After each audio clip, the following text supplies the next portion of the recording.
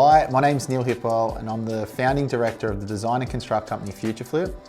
We've designed and built over 100 homes to date and we've been in business for 13 years. And we've been working with the team at James Hardie to bring you some tips and tricks to make sure you end up with the best builder for your job. So today I'm going to share my tips on how to have a productive conversation with your builder. Choosing a builder can be daunting. You're going to be spending a lot of time talking to them about your project. So it's really important to choose a builder that will partner with you to bring your unique plans to life. Before starting any conversation with a builder or a contractor, it's really important to be prepared.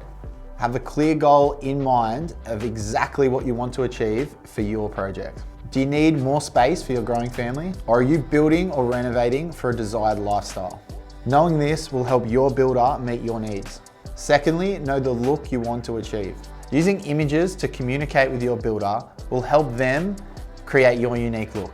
If you need inspiration, there's plenty available online. And James Hardie have a lot of tools and social media resources that can really help.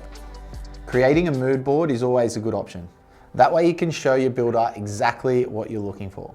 You can use websites like Pinterest to find your ideal facade, then use a mood board tool to break down the elements to help your builder understand your vision. It's also vital to have a firm budget in place and communicate it transparently with your builder. Although, keep in mind, there can be a difference between the budgeted cost and the end cost of the build. It's a good idea to keep aside some wiggle room if possible. Lastly, is there any time requirements for when your project needs to be complete?